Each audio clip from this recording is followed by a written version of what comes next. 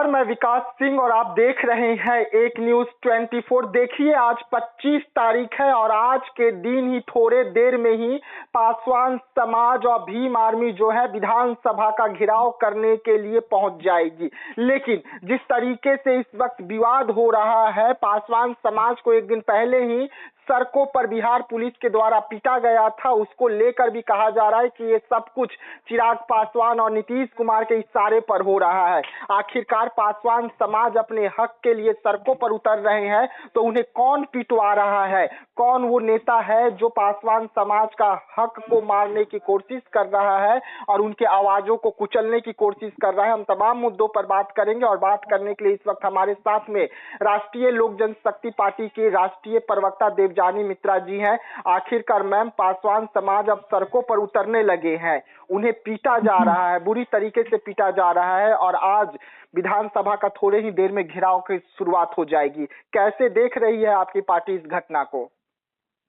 देखिए, सबसे बड़ी बात है जिस ढंग से पासवान के मसीहा चिराग पासवान जी बने हुए थे लोकसभा चुनाव के दौरान, और युवा बिहार के पासवान समाज को लगा था कि चिराग जी उनके लिए है। और ये बहुत दुखद की बात है कि इतनी सारी चीजें हो रहे हैं और केंद्रीय मंत्री ऑनरेबल मिनिस्टर श्री चिराग पासवान जी का कोई बात ही माने कहीं से कोई बयान ही नहीं आता है जी। तो ये बहुत ही दुख की बात है और मुझे लगता है कि इन सारी चीजों पे उनको ध्यान देना चाहिए। और हमारी पार्टी का पूर्ण समर्थन है भीम आर्मी के साथ और पासवान समाज के साथ।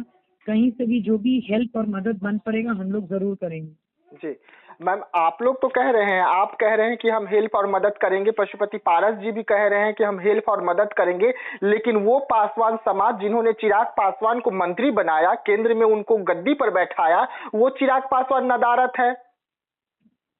देखिए, सबसे बड़ी बात है ये चिराग जी को सोचना चाहिए कि वो अपने बातों के खिलाफ अपने जो जो उन्होंने कहा था कि भाई हम बिहार के लिए ये करेंगे, हम बिहार फर्स्ट बिहारी फर्स्ट को लेके चलेंगे, और अभी इस बारे में कोई बयान ही नहीं आ रहा है उनका। तो ये बहुत दुखद बात है और मुझे लगता है कि जनता को सारी चीजें सामने दिखाई दे रहा है कि ऑनरेबल मिनिस्टर श्री चिराग पासवान जी का आगे का सोच क्या है, उनकी रणनीति क्या है। मतलब कहीं पे भी उनके सोच में पासवान समाज के भले या पासवान समाज के साथ देने की बात तो हो नहीं रही है। जी, लेकिन पासवान समाज सड़कों पर उतर रहे हैं तो उन्हें एनडीए पिटवा भी तो रही है, सर फाड़ दिया जा रहा है, इस तरीके से पुलिस मार रही है। अपने हक को लेकर अगर कोई उतरेगा, आवाज उठाएगा कि हमें हमारा ये अधिकार है, तो इस तरीके से उनके साथ व्यवहार करेगी बिहार सरकार और बिहार पुलिस। क्योंकि बिहार सरकार के बारे में मैं नहीं बोलूंगी, क्योंकि कोई भी किसी भी तरीके का लाठीचार्ज वगैरह अगर मान लीजिए सामाजिक माने रोजमर्रा के जिंदगी में अगर अड़चन आएंगी, सड़कों पर बहुत लोग चलते हैं, उन सब चीजों को रोकने के लिए उनको रोका गया है। लेकिन इसका मतलब कतई ये नहीं है कि हम लोग उनके साथ नहीं है। सबसे बड़ी बात, चिराग जी को इस वक्त उनके साथ होना चाहिए।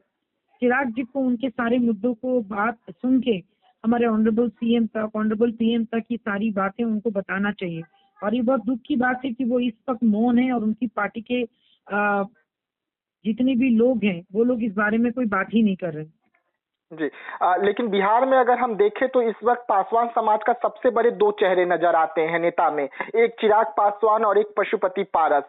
पशुपति पारस जी जो है वो बड़े लीडर है, अगर वो कुछ चाहेंगे तो हो सकता है। तो क्या पशुपति पारस पासवान समाज के इन मांगों को रखते हुए कोई फैसला लेंगे, केंद्र सरकार को कुछ फैसला लेने के लिए कहेंगे? देखिए, केंद्र सरकार को फैसला लेने के लिए मुझे लगता है कि सबको सामने दिख रहा है कि बिहार में पासवान समाज के साथ किस ढंग से की दुर्व्यवहार हो रहा है। और मुझे लगता है कि उनके जाति के नेता जिनको उन्होंने वोट दिया था, चिराग पासवान को ही इस वक्त मुद्दों को लेकर आगे चलना चाहिए, क्योंकि इन्हीं लोगों ने बार बार हमारे नेता के तरफ हमारे तरफ बड़ा ही बेरुखी से ये लोग पेश आए थे। उस वक्त भी हम लोग शांति से थे, पूरे चुप थे। लेकिन अभी जो हरकत जो पासवान समाज के साथ हो रहा है, ये देख के बहुत दुख हो रहा है और हम लोगों से जो बन पड़ेगा करेंगे। लेकिन केंद्र में मंत्री बनने के बाद अगर चिराग जी अगर इस मुद्दे पर बात नहीं कर रहे हैं तो मुझे लगता है कि विधानसभा चुनाव में लोग इस बार डिसीजन सही से लेंगे। तो कहीं ना कहीं मतलब बिहार की जो जनता है, बिहार के पासवान समाज भीम आर्मी जो है वो बड़ा गलती कर दिए चिराग पासवान को वोट करके, चिराग पासवान को केंद्रीय मंत्री बनाकर, और यही कारण है कि अब उन्हें भुगतना पड़ रहा है, सड़कों पर उतर रहे हैं तो पुलिस की लाठियां खानी पड़ रही है। अब देखिए, ये तो मेरे से ज्यादा बेटर वही लोग बता पाएंगे जो लोग उन इलाकों से हो और जिन्होंने चिल्ला चिल्ला के युवा बिहारी का टैग चिराग जी को दिया था कि भाई बिहार के भविष्य का ख्याल रखने वाले हैं, आगे उनके भले के बारे में सोचने वाले हैं। मुझे लगता है कि ये सवाल अगर आप उनसे करेंगे तो उसका जवाब आप उनके दिल से सुनेंगे। और मुझे लगता है कि लोगों को पता है कि किस ढंग से उनके साथ धोखा हुआ है। ये मुझे और आपको बताने की जरूरत नहीं है। पूरी जनता, पूरी दुनिया, पूरे बिहार के लोग इस सच्चाई को देख पा रहे हैं। नहीं, वो तो कह रहे हैं कि हमसे गलती हो गई जो हमने चिराग पासवान को वोट कर दिया। तो अब उनके पास क्या ऑप्शन बचता है मैम, क्योंकि गलती तो हो गई। क्या है, अभी देखिए लोकसभा चुनाव तो 5 साल बाद आएगा।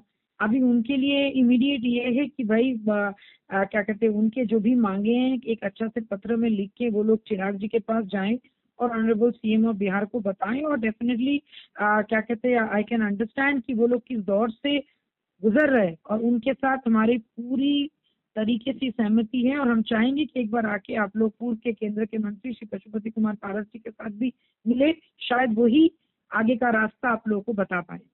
आपको नहीं लगता कि जिस तरीके से दफादार चौकीदार की अगर हम जिक्र कर ले तो आज तक पासवान समाज जो है उन्हें ये मौका मिल रहा था, लेकिन अब उनकी हकमारी हो रही है बिहार में, उनसे ये पद छीना जा रहा है। नो, इस बारे में मैं तो बोलूंगी कि ये गलत है, क्योंकि चौकीदार बनने के लिए सब लोग को हक मिलना चाहिए।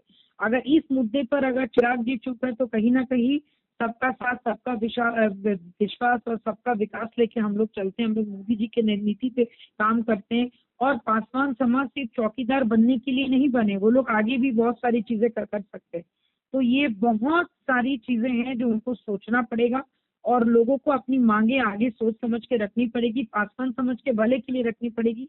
मेरे को तो लगता है कि जब तक ये लोग ऊंची उड़ान नहीं भरेंगे तब तक ये चौकीदार का रिजर्वेशन के लिए ये लोग तड़पते रहेंगे। आगे इनको ये सोचना चाहिए, वाई ओनली चौकीदार, इनको और बहुत सारी अच्छी नौकरियां मिल सकती है, उस पर उनको ध्यान देना चाहिए। नहीं तो ये जो आप कह रहे हैं कि ठीक है और भी उन्हें मौका मिल सकता है, ठीक है मौका मिल सकता है, लेकिन वो मौका को क्या इसमें बदला जा सकता है उनका अधिकार को छीनकर? और अभी की जो स्थिति है वो स्थिति में क्या इतना आसान होगा पासवान समाज के लिए और चिराग पासवान के लिए? क्योंकि हाजीपुर की भी अगर हम घटना का जिक्र कर ले तो उनके क्षेत्र में घटना रुक नहीं रहा है। देखिए, ये सारी चीजें हाजीपुर के सांसद और उनके दलों से अगर बात करेंगे तो मुझे लगता है कि वो लोग सटीक जवाब दे पाएंगे। हमें तो पता ही था कि बिहार में जिस वक्त चिराग जी मंत्री बनेंगे उसके बाद वो बिहार की तरफ मुंह करके देखेंगे भी नहीं, वो दिल्ली छोड़कर बिहार आएंगे नहीं। उनके लिए शुरू से ही बिहार एक टूरिज्म स्पॉट था और वो हमेशा आते थे जाते थे। उस वक्त भी मैंने कहा था, मैं फिर कह रही हूँ कि वो केंद्र में मंत्री बन गए। अब उनका बिहार फर्स्ट और बिहारी फर्स्ट हो, या बिहार में लोगों में क्या दर्द है, या हाजीपुर के जनता जिंदा है, या उनके साथ क्या तकलीफ है, उनको कोई मतलब और कोई भी मतलब उनको ना था, ना है, ना आगे रहेगा। जी बहुत बहुत धन्यवाद मैम पूरी जानकारी देने के लिए। Thank you so much. धन्यवाद।